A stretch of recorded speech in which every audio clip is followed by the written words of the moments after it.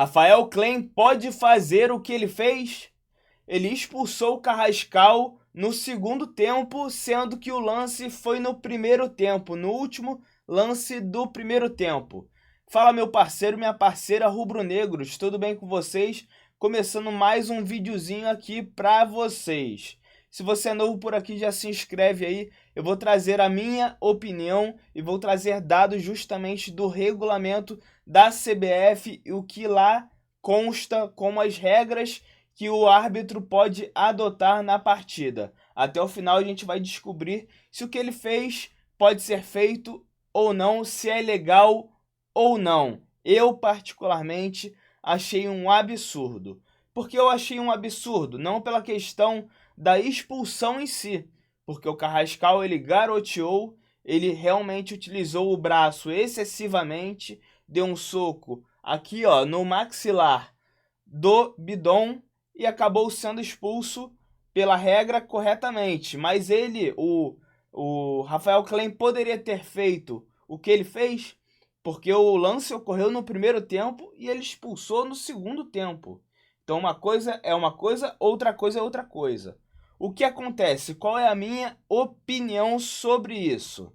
Ele não pode fazer isso de forma alguma, porque ele interferiu diretamente, justamente aonde existia um planejamento de recuperação de resultado para o Flamengo. O Flamengo fez um planejamento de jogo para o segundo tempo no intervalo. Isso é óbvio.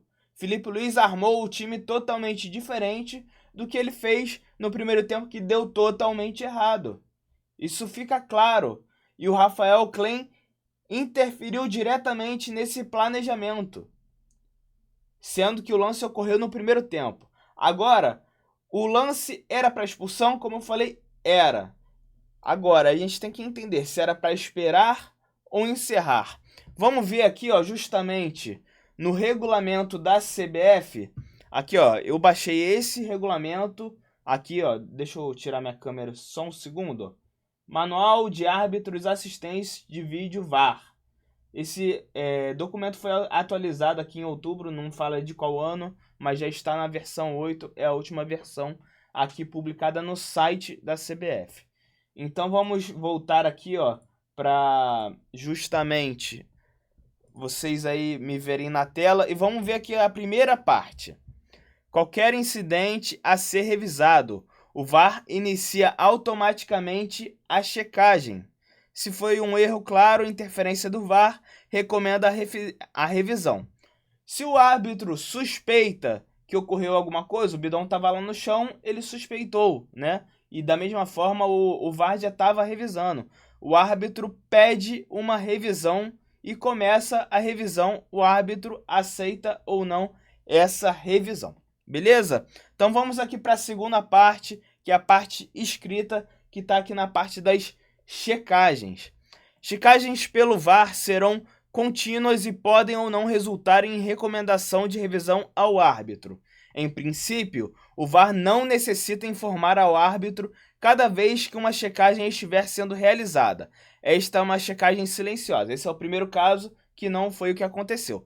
No entanto, se o VAR sentir que uma checagem pode resultar numa revisão, o VAR deverá informar ao árbitro imediatamente para que este, se apropriado, atrase o reinício da partida.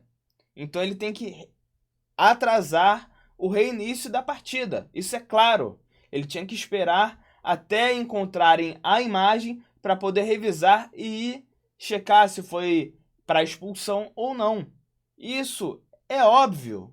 Isso é óbvio. Eu não entendi porque ele encerrou o primeiro tempo, deixou todo mundo ir para o intervalo, cada um fez seu planejamento, Dorival fez seu planejamento, o Felipe fez seu planejamento, e aí ele volta e expulsa o Carrascal, acabando com o que o Felipe desenhou de estratégia para o segundo tempo. Ele acabou ali o jogo, ali ele acabou o jogo. Vamos continuar aqui, ó. O VAR deverá, aqui ó, atrase o reinício da partida. O VAR deverá comunicar as seguintes informações ao árbitro. Uma checagem está em andamento. Isso foi claro que estava em andamento.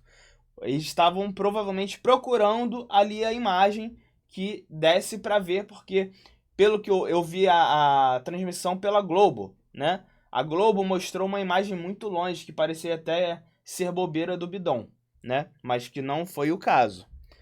O incidente ofensa está sendo checado, informação específica, se possível.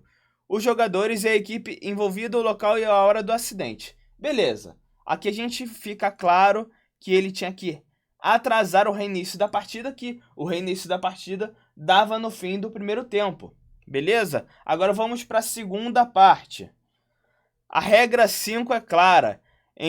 Decisão após o reinício da partida não pode ser alterada. Se foi dado o reinício, as decisões anteriores podem ser revisadas e potencialmente alteradas. A regra 5 é clara, em que um árbitro não pode alterar uma decisão depois do reinício da partida. Aqui deixa óbvio. Os árbitros são incentivados a não permitir o reinício da partida se há possibilidade de revisão. E se não há possibilidade de revisão, fica com o que estava em campo, que foi a não expulsão.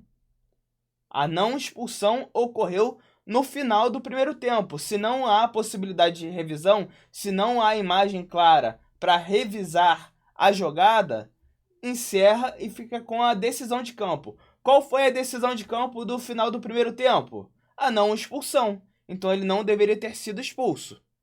A única exceção é para ofensas de expulsão direta, tais como conduta violenta, que é o caso do Carrascal, onde a ação disciplinar pode ser aplicada, mas o jogo não reverte ao reinício associado com essa ofensa. Então, pode acontecer, por exemplo, aqui a mordida do Soares na Copa do Mundo. Então tem essa brecha justamente nessa regra que pode acontecer o que aconteceu com o Rafael Klein. Então a regra permite fazer o que o Rafael Klein fez, mas é totalmente errado. É totalmente antiético contra o time que vai sofrer a penalidade, porque o intervalo, como eu disse, é para o planejamento do segundo tempo, estratégia e descanso, é claro, dos jogadores, reidratação, etc e tal. Mas ali se faz uma estratégia, e quantos jogos a gente não viu mudar do primeiro para o segundo tempo? Isso é mais do que óbvio, então isso tem que mudar para ontem. A CBF tem que mudar para ontem essa regra aqui, essa exceção à regra, porque na verdade a regra é que não pode se alterar a decisão após o reinício da partida. Aí bota aqui uma exceção que, se for alguma coisa, a única exceção é para ofensas de expulsão direta, tais como conduta violenta, que foi o caso do Carrascal. Só que temos a exceção da exceção, que foi no último lance do primeiro tempo. O que você acha? Você acha que foi normal essa situação? Você acha que foi totalmente equivocada a decisão do Rafael Klein terminar o primeiro tempo? Ele poderia ter resolvido isso de forma simples, nem que ele tivesse que esperar 10 minutos ali para conseguirem a imagem. Ia ficar claro para todo mundo. Mas todo mundo aguardou o 11 contra 11 no segundo tempo e começou 11 contra 10. Beleza? Então eu trouxe as informações aí diretamente do regulamento da CBF. Mostrei minha opinião, agora eu quero saber a sua. O que você acha sobre essa situação? E se você quiser saber se o Flamengo ainda tem chance, quais são as chances do Flamengo passar para as quartas do Carioca, eu fiz um vídeo que tá muito bacana, eu deixei tudo destrinchado aí para vocês. Vou deixar aqui no card para vocês, beleza? Uma boa noite aí, um bom início de semana para vocês. Tamo junto, saudações rubro-negras.